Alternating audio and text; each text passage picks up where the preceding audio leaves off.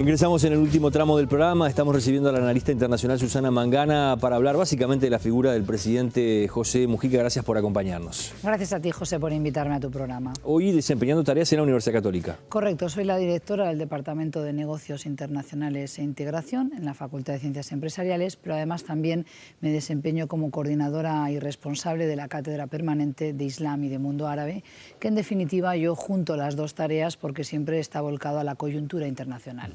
Leía hoy prensa internacional de estas últimas horas, ¿no? Hablando del cumpleaños número 79 del presidente José Mujica, decía, en su momento de auge internacional o en su mejor momento, esa visión la estamos teniendo desde el Uruguay, ¿es una visión real desde afuera?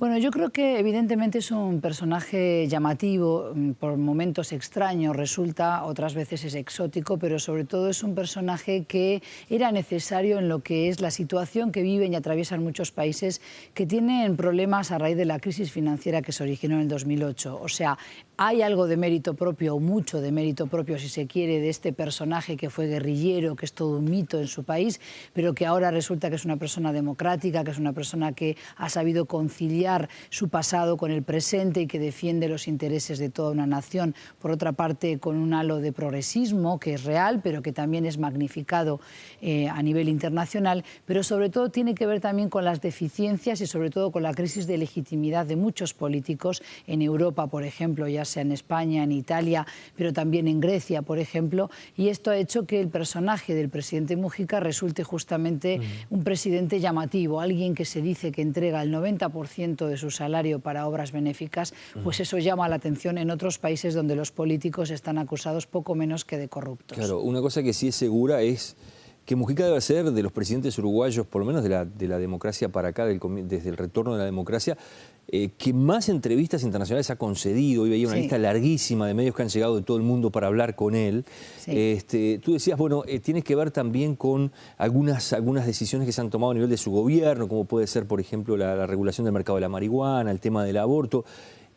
¿Por qué lo buscan? ¿Porque es un personaje en sí mismo y casi una caricatura de un político o por sus decisiones de gobierno? Yo no sé si tanto como una caricatura, pero es un personaje que resulta curioso, alguien que declina vivir en la residencia presidencial, que prefiere vivir en su domicilio de toda la vida con su esposa, pero también con su mascota, con su perra Manuela, que además es una perra que tiene también alguna singularidad, como es tener solamente 3 patas, ¿verdad? O sea, todo lo adorna y todo lo hace, no lo digo a conciencia o interesadamente, pero hace de la persona del presidente Mujica una persona que es curiosa para los medios y que por lo menos vale la pena conocer y entrevistar. Y he podido conversar hace muy poquitos días, es decir, vengo de un viaje bastante largo por Oriente Medio donde conversé también con analistas, pero sobre todo con personas que trabajan con organizaciones volcadas a la solidaridad internacional, a la cooperación y que son de países escandinavos y habían oído hablar de este exguerrillero. La palabra guerrillero siempre está presente, pero sobre todo lo que les llama la atención es la austeridad con la que vive,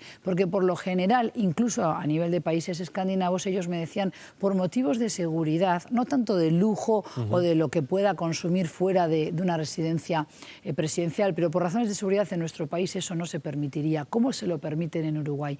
Y eso también hace que uno tenga que explicar que quizás en Uruguay la seguridad o la falta de la misma pasa por otros derroteros, no necesariamente porque alguien desee atentar contra el presidente. Con lo cual es bien interesante también porque se ha convertido en un personaje poco menos que pintoresco, pero también hay mucho de real en lo que dice. O sea, él vive como piensa, vive austeramente. Vamos a ir viendo algunas imágenes porque hace una semana el presidente estuvo en la propia Casa Blanca, ¿no? Allí con Barack Obama, en un encuentro que muchos dicen tuvo eso de folclórico, ¿no? Pero en cosas concretas no se vio toda esa predisposición o buen talante y buen ambiente que hubo en esa reunión. ¿Qué lectura hace esa primera vista de lo que pasó? Bueno, yo creo que hay como dos planos de la visita, ¿verdad? Yo creo que ha logrado una vez más posicionar al Uruguay sobre una agenda internacional. Se entrevistó nada menos que con las autoridades, no solo por el presidente Barack Obama, pero también pudo entrevistarse con el vicepresidente Joe Biden, pero también con el secretario de Estado, con Kerry. Es decir, tuvo una agenda muy apretada, muy recargada, yo diría que quizás hasta demasiado, pero claramente yo creo que ese personaje que se ha sabido construir salir, no por él mismo, sino a través de los medios internacionales, CNN pendiente de estas entrevistas, por ejemplo, el presidente Mujica en tierras estadounidenses, yo creo que ayudan evidentemente a colocar o a regresar Uruguay a la escena internacional, que había perdido un poquito esa presencia. Y me parece que eso hay que saber capitalizarlo. Evidentemente después, desde casa, desde la interna en Uruguay, la oposición sobre todo ha hecho notar que hubo muchos aplausos y pocos acuerdos firmados, como me comentaba un colega, por ejemplo, que sé que no opina igual que el presidente en muchísimas cuestiones, y me preocupé de saber estas opiniones. Pero yo creo que igual quizás no es la tarea de un presidente el tener que firmar el documento, sino facilitar las cosas, abrir las puertas, tender los puentes para el diálogo, para que después sus ministros o de repente un comité de coordinación o de trabajos mixtos puedan llegar a concretar esos acuerdos que se han de alguna manera abierto, que se perfilan ahora en el horizonte. Por ejemplo, el intercambio estudiantil o el intercambio de profesores para seguir adquiriendo conocimiento desde Estados Unidos, que en algunas áreas es mucho más avanzado que en Uruguay, pero no en todas. Hay quienes dicen por así, sobre todo de la oposición, ¿no? Hablando de la figura de Mujica, de esta repercusión que ha tenido a nivel internacional, de su viaje a Estados Unidos. Mujica lo que está buscando es, bueno, destacarse a sí mismo como una figura de proyección a la historia, ¿no? Muchos hablan de, por ejemplo, su carrera por el Nobel de la Paz como una meta que él se pudo haber trazado y el grupo que lo rodea.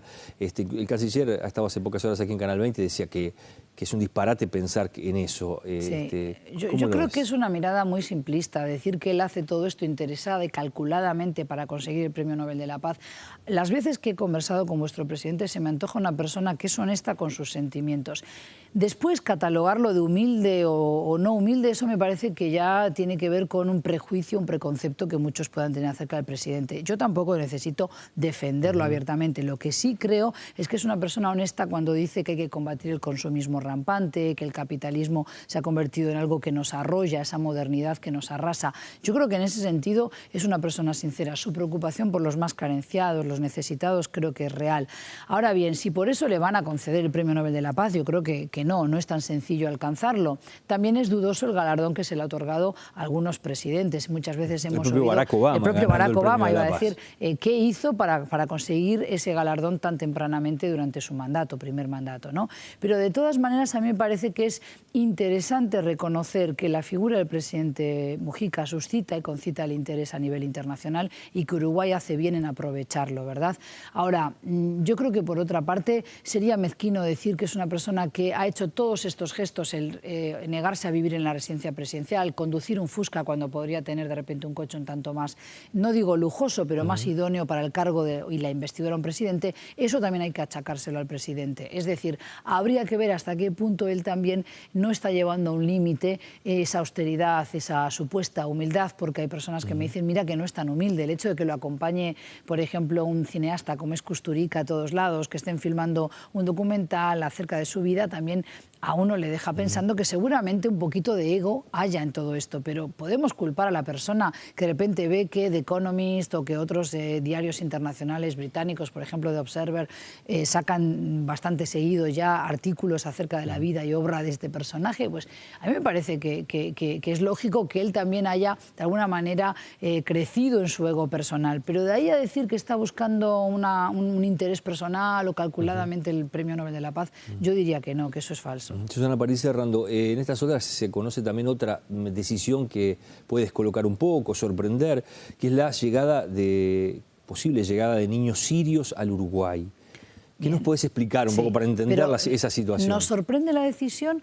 Y no nos sorprende, sin embargo, que no solo Uruguay, sino América Latina estaba viviendo de espaldas a una catástrofe humanitaria, José, que es la más grande que estamos viviendo en tiempos modernos. Estamos hablando de 9 millones de desplazados, 22 millones de sirios que están siendo masacrados desde hace 4 años y justamente yo creo que la decisión, la iniciativa y esta propuesta del presidente Mujica de recibir a refugiados sirios aquí, niños acompañados de algún familiar, es a raíz de lo que han sido seguramente las palabras del canciller Almagro, que visitó, y yo pude participar de esa delegación el 26 de abril pasado, el mayor campamento o campo de refugiados que está instalado en Jordania, a una hora de la frontera con Siria, que es Satari. Allí tenemos a 140.000 personas que están malviviendo, que viven en medio del desierto con muy pocos servicios, pero sobre todo con una escasez enorme de agua, de baños higiénicos o quirúrgicos, es decir, escasea hasta la higiene y peligra, por tanto, su propia salud, su propia, digamos, supervivencia, ¿verdad? Porque muchos de ellos además vienen malheridos,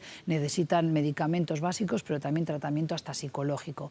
Yo creo que el hecho de que Uruguay quiera decir estoy presente y me importa si somos un país solidario, no nos debe sorprender, siempre lo ha sido, un país de acogida. ¿O acaso no hay niños de la guerra, por ejemplo, la guerra civil de España? Bueno, lo ideal sería de repente que estos niños puedan permanecer en Jordania y en otros lugares en una situación o en unas condiciones mejor hasta poder regresar a su país, pero es que por ahora, José, no se ve el final de esta guerra y mucho me temo que también la comunidad internacional está como paralizada, no saben cómo responder al desafío y al reto de pacificar un país que hoy está viéndose absorbido por grupos violentos que combaten al gobierno y al ejército de los Assad, pero que sin embargo son venidos del exterior, es decir, y se teme muchísimo el auge de un islamismo radical que finalmente pueda tratar peor no solo a los occidentales, sino a las minorías cristiana, kurda, drusa que existen en aquel país, y es por eso que yo creo que están como anestesiados, adormecidos, y no ha habido una reacción en cadena, digamos, de los países desarrollados,